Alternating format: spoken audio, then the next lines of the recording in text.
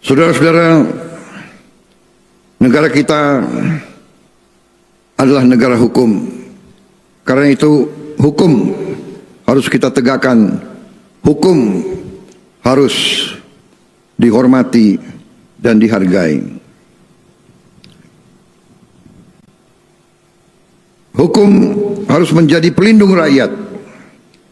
Hukum harus memberi rasa aman kepada rakyat yang jujur. Hukum harus menjadi tempat berlindung bagi mereka yang lemah. Hukum tidak boleh tajam ke bawah, tumpul ke atas. Hukum tidak boleh menjadi alat mereka-mereka yang punya uang. Hukum tidak boleh menjadi alat balas dendam politik. Hukum tidak boleh digunakan untuk kepentingan satu kelompok manapun. Tidak boleh ada kriminalisasi. Tidak boleh ada penyalahgunaan wewenang. Dan tidak boleh ada siapapun yang kebal terhadap hukum. Saya tekankan kembali, rakyat paling lemah harus mendapat perlindungan. Masyarakat yang mencari kebenaran dan keadilan harus dilayani. Orang yang benar harus merasa aman. Orang yang bersalah harus bertanggung jawab atas perbuatannya. Ya. Assalamualaikum warahmatullahi wabarakatuh. Bertemu kembali pada hari ini tanggal 2 Juli 2026 bertepatan dengan 17 Muharram 1944 Hijrah. Ada hal menarik terkait dengan pernyataan Pak Presiden pada ulang tahun Polri ke-80. Untuk membedah masalah itu telah hadir dua pengamat yang akan membedah masalah tersebut. Waalaikumsalam warahmatullahi wabarakatuh. Baik Pak Mir, mungkin sebelum kita mengupas apa yang disampaikan Bapak Presiden, beberapa hari yang lalu jadi heboh Pak Mir lagi masalah jalan-jalannya mantan Presiden itu Pak. Yang pertama dipilih Lampung. Lampung dianggap sebagai satu organisasi PSI yang sudah 100% siap dan melambangkan sepertinya Sumatera sudah selesai. Dan kalau kita lihat Pak Mir itu ya seperti raja lah begitu. Tentunya itu membuat satu kesan dari masyarakat beraneka ragam. Yang pertama adalah seakan-akan Presiden Jokowi curi start Pak Mir ya untuk 2029. Padahal kan baru 3 tahun lagi Pak Mir, baru setahun 2 tahun belum sampai. Jadi mungkin kebiasaan Pak Mir ya Pak Jokowi ini membuat satu langkah atau keputusan yang membuat heboh. Beberapa waktu yang lalu waktu masih menjabat presiden juga demikian, keputusannya sekarang sudah jadi presiden, sudah selesai presiden, sepertinya masih penyakit ini nggak dilakukan. Ada rasa kekhawatiran. Pada waktu di Lampung itu ada yang menerima, ada yang tidak menerima. Dan rencana kunjungan ini rupanya kedengarannya akan ada di Jakarta, nanti pelaksanaannya ada Jawa Barat sampai ke Jawa Barat. Nah, kalau ini diteruskan begini terus, ini kan benih-benih konflik horizontal tumbuh Pak Mir ya. Sedangkan pemerintah sekarang sedang bagaimana membuat satu pemerintahan situasi yang kondusif. Nah, jadi kan berseberangan Pak Mir. Selanjutnya Presiden katanya membuat satu pernyataan pada waktu ulang tahun Polri kemarin, bagaimana tetap hukum begitu Pak Amir ya. Mungkin kita perlu berbicara Pak Amir, bagaimana ini ke depan. Yang pasti kita harus menghindari terjadinya konflik. Hari ini juga sidangnya Dr. Tifah dimulai, Pak. Banyak orang yang datang ke sana ke pengadilan Jakarta Timur. Pak Roy antara lain juga datang tadi saya lihat. Nah, harapan kami tentunya, kalau tadi nih Pak Amir, saya tanya sama teman-teman, dakwaan yang apa disampaikan oleh jaksa itu 700 halaman Pak Amir. Boleh jam 9 tadi dikerjakan. Sampai jadi jam 12 kan tidak selesai dulu, karena panjang. Nah, mari kita coba kupas Pak Amir, mulai perjalanan Jokowi, kebijakan Presiden tetap hukum, terus pelaksanaan sidang. Sebenarnya kalau lihat sidang ini Pak Amir, sepanjang Bapak Jokowi ini nantinya bisa hadir dan menunjukkan ini jasa aslinya, sebenarnya selesai. Yang kita khawatirkan, Jokowi masih berusaha memaksakan kehendak tentang yang diselesaikan ini bukan secara hukum, tetapi ada berkait dengan masalah politik. Jadi mungkin kita perlu kupas Pak Amir, bagaimana supaya situasi ini jangan berkelanjutan menjadi tidak baik. Gitu kira-kira. Gimana? Saya kira belakangan ini kan makin kita mendekati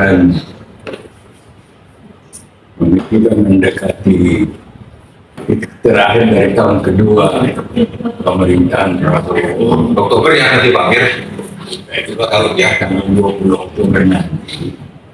Dan yang makin ramai muncul di masyarakat itu kan masalah kepercayaan. iya, iya. Masalah kepercayaan ada dua, yaitu pertama tentu harapan dari Presiden Jokowi dan rejimnya untuk mendapatkan kepercayaan masyarakat. Nah, dari sisi masyarakat mengharapkan agar supaya kepercayaan masyarakat ini jangan sampai dikhianati. Ya, salah satu faktornya adalah kepercayaan masyarakat yang diberikan kepada pemerintahan Prabowo ini adalah kepercayaan dan mandat untuk menegakkan hukum secara pasti tanpa pandang bulu. Ya. Kan? Tadi batas ambil bawah Pak Amir ya. Lalu kalau kita ikuti, ada beberapa hal yang itu akan sangat berkaitan dengan stabilitas politik, bahkan juga stabilitas keuangan yang moneter, bahkan juga stabilitas pertahanan dan keamanan nasional. Yaitu mulai dari masalah penyerahan Roy dan Kiva dari polisi ke jaksa, ya kemudian hari ini sudah mulai sidang kan? Ya, ya. Tetapi yang ada satu keanehan, belum ada tanda-tanda bahwa aparat kejaksaan panggil Jokowi itu mau diperiksa. Ya. Nah, apakah di dalam tuntutan jaksa yang tebalnya 700 halaman yang Anda bilang tadi yang baru dibacakan di Jakarta Timur ada hasil pemeriksaan itu atau tidak? Apakah mereka berperiksa Jokowi secara diam-diam karena pertimbangan politik dan lain sebagainya? Yang saya rasa juga agak ganjil karena dulu waktu kasus Pak Harto juga kan nggak ada yang tertutup kan. Pak Harto dipanggil, beliau datang ke Kejaksaan Agung gitu. Keluar dari itu Pak Harto sendiri memberikan penjelasan bahwa saya sudah diperiksa dan terserah nanti pada bagaimana tindak lanjut kepada mereka. Ini kan harus ada contoh-contoh yang sebenarnya kan bisa. Nah, kemudian kalau kita kaitkan semua itu, kemudian juga yang kemarin mantan menteri yang menangis karena dihukum 10 tahun. Mana dia hadir, tapi pengakuan dia bahwa hasil korupsi itu disetor ke Jokowi, kan Jokowi juga kan diperiksa. Bukan hanya Nadiem Pak Amir, semua ya, satu-satu lah. Ya, satu-satu Pak. Ya. Sebelum Nadiem kan ada kasus Haji. Ya. Sebelumnya kan ada banyak kasus lain lagi, malah terakhir kasus Badan Gizi Nasional pun ada setoran sesuai dengan pengakuan wakil ketuanya itu dadan. 2,1 triliun kepada mantan Presiden Jokowi kan. Kemudian terakhir yang sekarang banyak mengundang pertanyaan, termasuk barangkali pertanyaan Anda adalah secara vulgar Jokowi mengumumkan akan keliling dan dia sudah mulai dari Lampung, kemudian katanya akan disusul oleh di Jawa Barat, di Jakarta, dan Jawa Tengah juga, di Jawa Timur, atau padahal seluruh Indonesia kan. Apakah tujuannya itu adalah untuk membesarkan Partai Solidaritas Indonesia? Ataukah kalau tidak diantisipasi oleh pemerintah secara baik dalam bentuk tindakan hukum dan sikap politik yang tegas dari pemerintah, ini bisa menggambarkan bahwa apa yang dilakukan oleh Presiden Jokowi sebenarnya, mantan Presiden Jokowi ini sebenarnya sudah merupakan bagian dari deep state yang sudah dinilai bodoh-bodoh oleh Menteri Pertahanan kita gitu kan, dan seolah ada kekuatan negara dalam negara gitu kan. Atau kalau kita pakai istilah di luar, ada untouchable government gitu kan. Nah, lalu kita lihat rangkaian-rangkaiannya gitu kan. Dalam proses kemarin, apapun yang dilakukan oleh Jokowi, pelanggaran aturan, korupsi, segala macam, seolah-olah masih dilindungi oleh polisi gitu kan. Nah, sehingga nanti sampai kepada nanti pengadilan ini bagaimana? Apakah nanti hanya jalan hukum saja? Atau ada pengaruh ini? Atau ada pengaruh-pengaruh faktor lain? Kalau kita lihat misalnya, Itu ditakutkan Pak Mir. Ikut-ikutnya politik Pak Mir. yang kita khawatirkan lagi adalah andai kata ini ada hubungan dengan perkembangan global, perkembangan elite yang menyangkut gangguan terhadap stabilitas keuangan kita yang sedang dilakukan oleh Soros. Kemudian juga gerakan-gerakan yang sebenarnya sejak era Orde Baru, terutama pada periode terakhir masa jabatan Presiden Soeharto, kan gerakan revolusi warna yang dilakukan oleh mantan-mantan anggota CIA dalam bentuk yayasan kerjasama dengan kapital mereka yang ada di Indonesia. Sekarang itu tidak ada rahasia lagi siapa-siapa yang dari Soros dan lain sebagainya. Tapi saya ingin mengatakan bahwa ada hal yang kita catat sebagai kemajuan adalah pidato Presiden Prabowo pada hari ulang tahun Polri kemarin. Salah satu. Itu penegakan hukum tanpa pandang bulu. Jangan hanya tajam ke bawah, tumpul ke atas. Dari apa yang disampaikan oleh, kalau kita lihat dari tata cara peringatan hari ulang tahun, baik hari ulang tahun militer maupun hari ulang tahun polisi, itu di mana pimpinan tertinggi militer maupun pimpinan tertinggi polisi itu ada di tangan presiden. Ya. Maka setiap ucapan presiden itu sebenarnya merupakan perintah harian yang harus dimaknai sebagai perintah harian gitu. Secara tidak langsung Ya. Jadi seolah-olah Presiden Prabowo menyatakan kepada polisi, mulai hari ini Anda nggak boleh berpihak lagi. Mulai hari ini Anda menegakkan hukum, tidak boleh lagi pandang bulu, gitu kan? Nah, tinggal kita lihat perkembangannya. Nah, cuma kemudian masalahnya yang kita harapkan adalah lebih baik kalau pidato yang kita anggap sebagai dan secara umum diterima sebagai perintah harian itu, bagaimana diwujudkan misalnya dalam peraturan presiden kepada polisi. Ini sudah fakta menjadi rahasia umum, ada kasus ini, kasus ini, melibatkan ini, tangani. Maksud Pak Amir, setelah perintah lisan, istilahnya, Ya. ada perintah berbentuk tulisan. Iya, dan ada dalam bentuk perintah presiden. Iya, iya. Perintah presiden itu dilengkapi dengan tulisan lagi. Iya, peraturan presiden gitu. Ya, peraturan presiden. Sudah jatuh kemarin dijabarkan dalam peraturan presiden bahwa sebagai dari saya ada kasus ini. Misalnya contoh, sudah ada pengakuan di pengadilan, sudah ada pengakuan pada saat pemeriksaan bahwa pada korupsi haji kasih Jokowi berapa, korupsi dinas pendidikan dilakukan oleh Nadiem kasih Jokowi berapa. Contoh misalnya itu kan. Nah, Tetapi persoalannya kemudian Pak, harus kita lihat dan harus kita pahami secara Pak. Apakah gejala-gejala bahwa selama ini baik selama dia masih memimpin, perbuatan dia melanggar hukum segala macam dilindungi oleh kondisi, dan juga setelah dia tidak menjadi presiden lagi selama hampir 2 tahun belakangan ini, kan tidak pernah disentuh, malah dilindungi kan?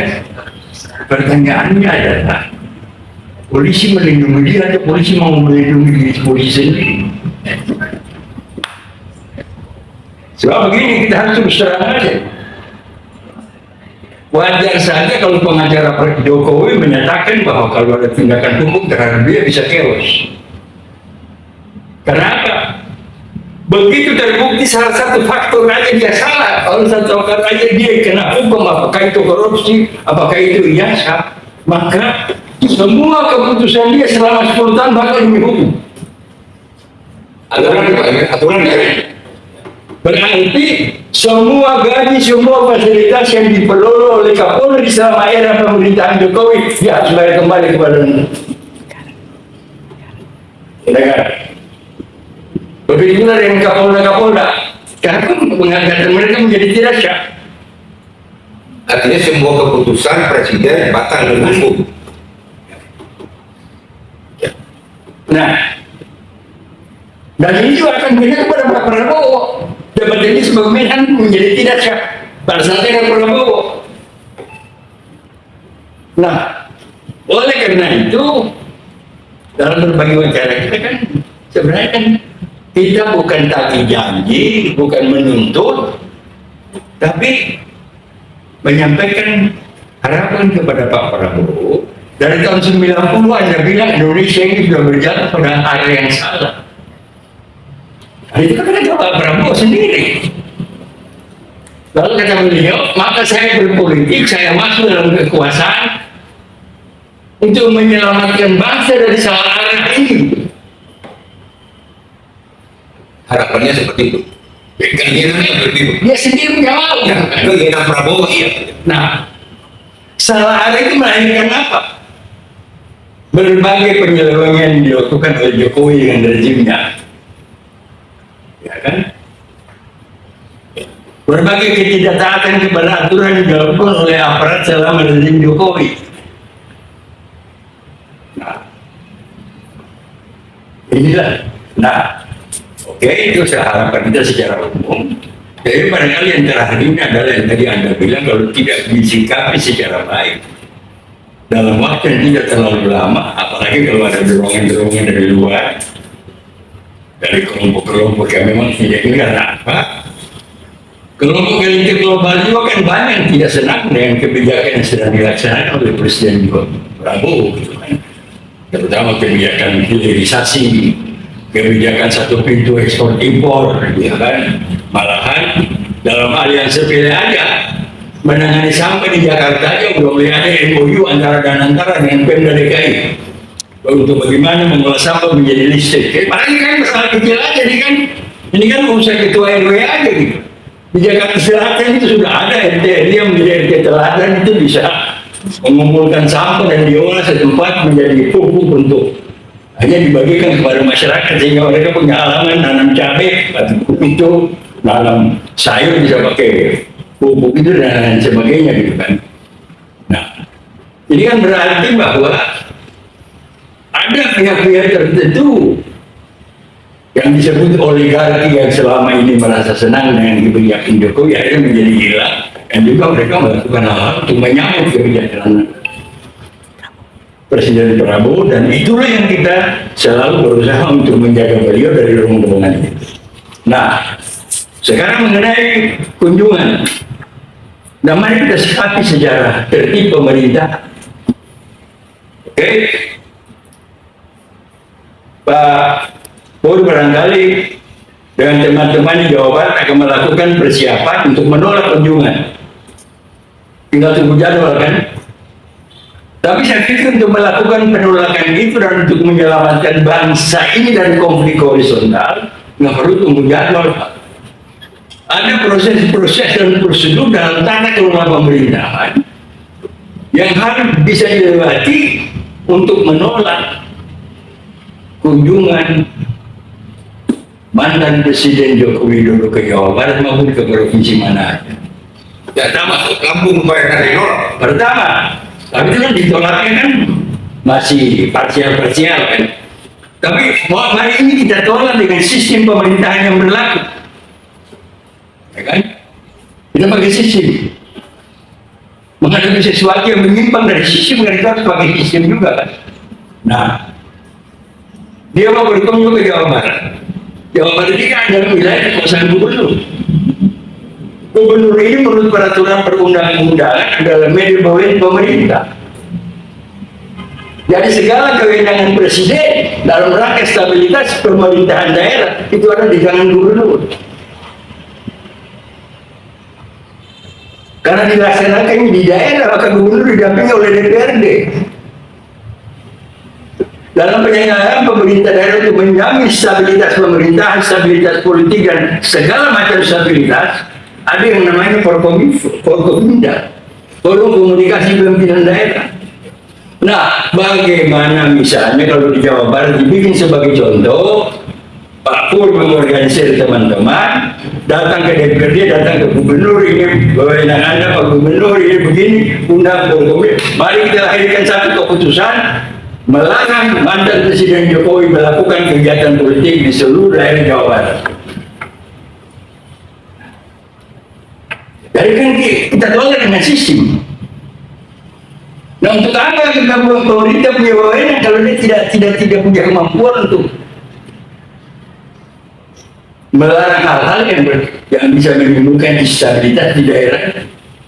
Dan ini juga barangkali wajar untuk dipakai karena setiap gubernur itu adalah media bawahan pemerintah. Jadi gubernur itu adalah kepanjangan tangan presiden di daerah provinsi. Nah, saya kira barangkali karena sistem komunitas masyarakat bangsa kita yang sangat taat sistem itu kan adalah militer gitu kan. Karena militer ini kan selamat kan berarti mati. Yang bisa militer selamat berarti mati kan Pak Gubernur gitu kan. Nah, bagaimana? Apalagi kemarin yang saya bilang, mari kita terima apa yang dipidatokan oleh Presiden Prabowo di hari ulang tahun Polri itu sebagai perintah harian. Tinggal masyarakat melakukan itu yang saya bilang tadi, sehingga Presiden mendapat inspirasi bahwa ada mandat dari masyarakat kepada saya dalam rangka mengakumulasi kepercayaan mereka adalah untuk membuat peraturan Presiden tentang penanganan semua kasus-kasus pelanggaran hukum untuk membuktikan apa yang beliau pidatokan kemarin supaya hukum jangan hanya tajam ke bawah tapi tumbuh ke atas. Saya kira demikian Pak Pur. Jadi saya coba mundur ke awal Pak. Kedatangan Pak Jokowi ke Lampung ini membuat multitafsir. Multitafsirnya begini. Ada orang yang tadi saya sampaikan mencuri start untuk tahun 2029. Yang kedua, Jokowi menunjukkan saya masih punya kuasa. Saya diterima di mana-mana, contohnya di Lampung, begitu meriah, katanya begitu ya Pak, dan dengan pakaian adat dan sebagainya. Ini menunjukkan bahwa mataharinya masih kembar Pak di negeri ini. Ada matahari Prabowo, ada matahari Jokowi. Rakyat bisa menilai seperti itu Pak. Jadi kalau tidak ada mungkin semacam teguran kepada Pak Jokowi, jangan dulu melampaui batas waktu untuk melakukan pemilu gitu. Itu saya khawatir bagaimana nanti terjadinya konflik horizontal. Nah, waktu di Lampung saja ada yang menerima, ada yang tidak menerima. Bagaimana daerah lain kan akan terjadi seperti itu. Nah, ini yang saya maksud. Mestinya Pak Jokowi sendiri secara pribadi, mantan presiden, berpikirnya negarawan. Toh dulu presiden-presiden yang lalu nggak ada yang berubah seperti ini kan Pak. Nah, Jokowi sendiri harusnya tidak melakukan hal seperti itu. Oh, ini belum waktunya dan sebagainya. Tapi kelihatannya beliau sedang membuat konflik Pak Mir. Makanya saya bilang banyak konflik zamannya 10 tahun Jokowi yang menjadi bom waktu. Yang kedua, nah memang di dalam satu perintah itu ada perintah berbentuk tulisan dan harus diikuti dengan bentuk tulisan. Itu yang Pak Amir tadi kepres atau apa. Nah, harapan kita tentunya semuanya dengan perintah tentang hukum tadi tajam atas tajam bawah, maka khususnya yang sekarang sedang berjalan yang hari ini dimulai Dr. Tifa diperiksa Pengadilan Jakarta Timur, tentunya nanti kejaksaan betul-betul melakukan proses hukum itu tanpa ada bau-bau politik. Oleh karenanya, kalau Pak Jokowi sampai kemarin datang ke Lampung, nanti kalau ada panggilan yang diminta oleh kejaksaan untuk hadir membawa bukti, dan mestinya hadir, Pak Amir.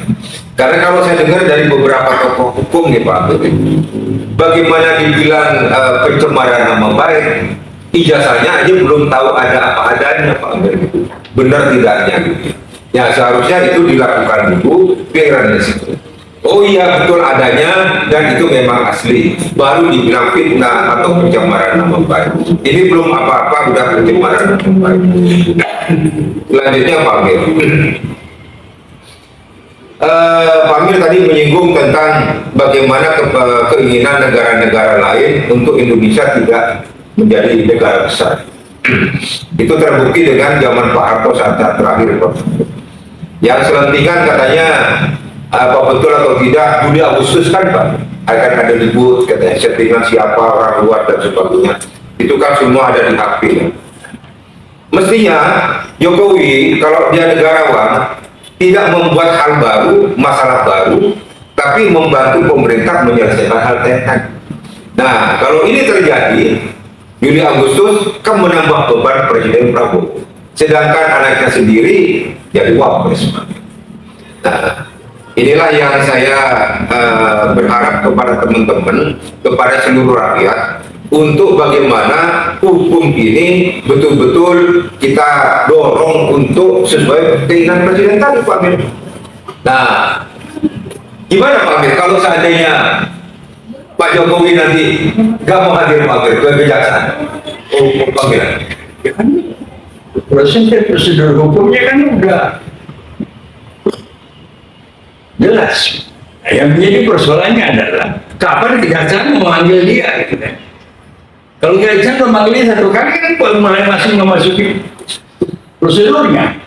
Manggil pertama dia nggak datang, manggil kedua nggak datang, manggil ketiga nggak datang kan. Paksa, jemput paksa. Kan prosedur udah ada. Tapi seperti yang saya bilang tadi,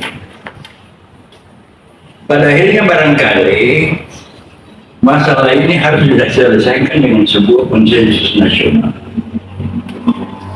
di mana aspek hukumnya ada, aspek politiknya ada, stabilitas negaranya ada, kedaulatan rakyatnya ada, semua.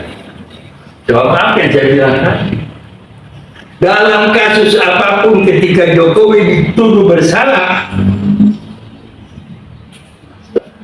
semua yang terjadi 10 tahun dia presiden batal demi hukum, kebijakan dia bukan batal demi hukum, pejabat yang dia angkat batal demi hukum. Dan itu yang sekarang dilakukan oleh kelompok-kelompok tertentu. Ditambah lagi persoalan kemudian, dari Anda bilang kalau dia seorang negarawan pasti dia udah diam aja, orang udah 10 tahun udah selesai kok, apalagi kan. Apalagi sekarang anak gua jadi wakil presiden. Udah cukup Bapak ya kan? Nah, sehingga kita tidak tafsirkan bahwa ketika dia ngomong mari kita dukung Prabowo Gibran 2 periode, masyarakat masih bilang kan ini modelnya sama, sen kiri belok kanan. Ya kan? Ya buktinya dia wacanakan itu, tapi kan dia melakukan gangguan terhadap pemerintahan Prabowo supaya Prabowo dimajukan orang, jadi bakal kita menuntut Prabowo maksul, kan Gibran yang naik gitu kan. Nah, tapi mari kita lihat bahwa timbul pertanyaan, kalau Anda bilang tadi kan, kalau dia negarawan enggak, tapi kan pertanyaan, dia lakukan ini atas kehendak sendiri atau ada kekuatan lain di belakang dia yang memonitor? Nah, itu Pak Amir yang dicari orang Pak Amir. Adakah orang lain atau siapapun di belakang Jokowi gitu Pak Amir? Nah, iya, itu dicari orang. Saya berpendapat bahwa dengan berbagai hal yang dilakukan oleh Presiden Prabowo dengan berkunjung ke luar negeri, berunding sana sini,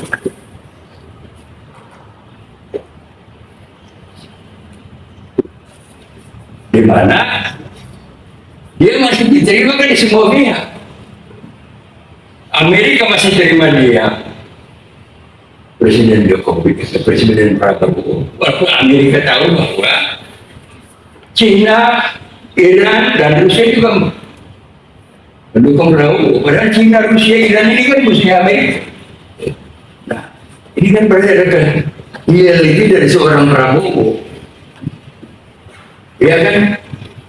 Yang mirip-mirip seperti ada Malik dulu. Dulu kan di era Orde Baru, Orde Lama itu, siapapun dari negara manapun yang bertugas di Rusia tidak akan pernah dikasih izin masuk Amerika. Tetapi kenapa setelah lepas dari duta besar di Uni Soviet, ada Malik bisa jadi ketua majelis umum PBB. Sehingga orang menyatakan dia agen CIA. Karena apa?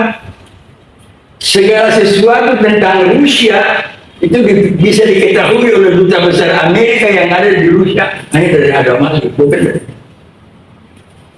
Jadi sejak masih dia jadi dubes, ada Malik sudah punya hubungan diplomatik dengan pejabat-pejabat Amerika Serikat.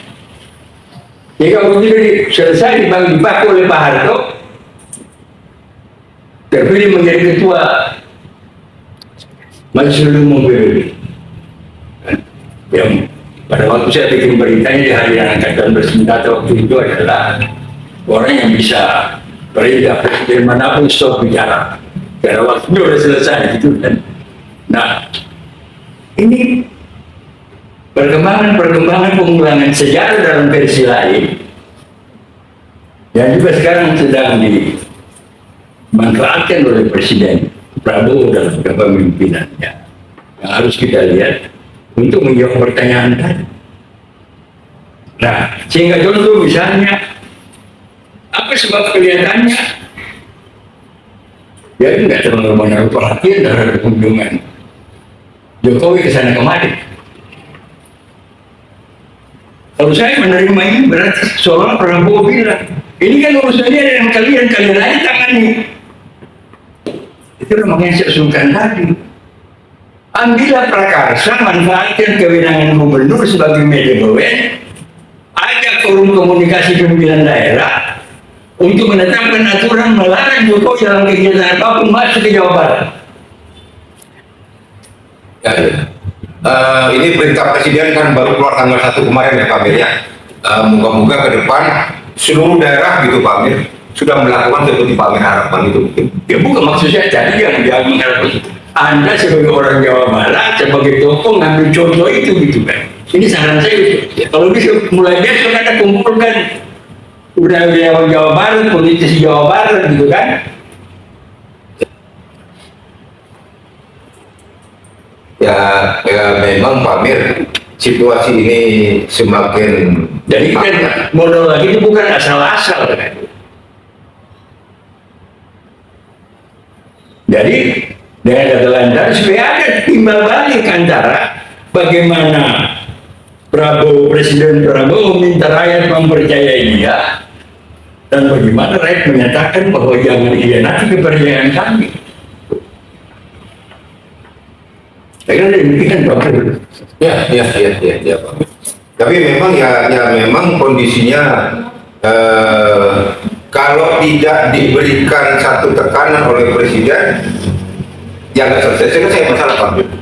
Sudah bagus Pak Presiden menyampaikan ya tanggal 1 kemarin tentang Iya makanya tinggal follow up saya kepada pembantu beliau, tapi untuk mengakselerasi itu sebaiknya apa yang kemarin beliau pidatokan yang kita anggap sebagai perintah harian kemudian diwujudkan dalam bentuk peraturan presiden.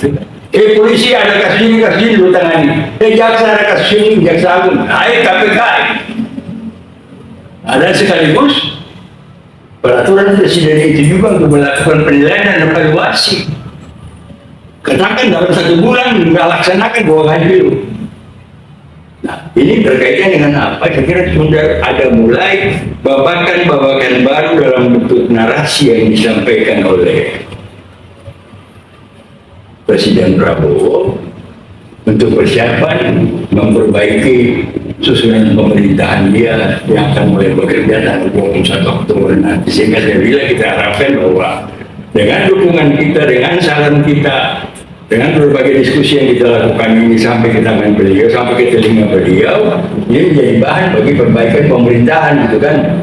Ngapain kabinet harus sampai 100 orang? Ngapain di semua ada wakil menteri? Nah, yang itu belum keluar pelaksanaan perintahnya. Nah, itu yang kita harapkan kan, sehingga kita harapkan bahwa kira-kira paling tidak 1 minggu sebelum tanggal 20 Oktober itu Presiden sudah umumkan ada pergantian menteri ini, ada pergantian menteri Ada reshuffle.